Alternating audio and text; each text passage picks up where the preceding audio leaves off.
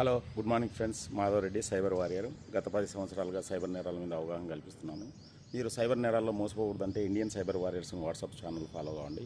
ఈరోజు పొద్దున్నే న్యూస్ పేపర్లో చూసినాను.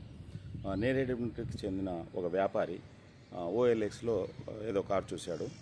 సో 6.8 lakhs ఏదో ఆల్రెడీ ఓఎల్ఎక్స్లో ఎలా మోసం చేస్తారంటే, ఎవరన్నా పెట్టిన ఫోటోలను ఇల్లు తీసుకొని క్రిమినల్స్ మళ్ళీ అప్లోడ్ చేసి సేమ్ కారు సేమ్ డీటెయిల్స్ అన్నీ పెట్టి పోస్ట్ చేస్తారు. సో ముఖ్యంగా ఓఎల్ఎక్స్ ఫ్రాడ్స్ గురి కాకూడదంటే మీరు ఆ కారు తీసుకొని మీ దగ్గరికి రమ్మని చెప్పండి, లేదా కామన్ ప్లేస్కి రమ్మని చెప్పండి. అంతేగాని ఓఎల్ఎక్స్లో వచ్చినదంతా నిజమని నమ్మకండి. చాలామంది చాలా రకాలుగా మోసపోతున్నారు. నాకు తెలిసి హైదరాబాద్ మెట్రోలో టాప్ ఆఫీసరు ఒక ₹1,00,000 నష్టపోయినాడు. నిమ్స్లో ఒక డాక్టర్ 2.5 లక్షలు నష్టపోయింది. కేజ్రీవాల్ కూతురు కూడా 30,000 నష్టపోయింది. సో మన జాగ్రత్తే మనకు శ్రీరామ రక్ష.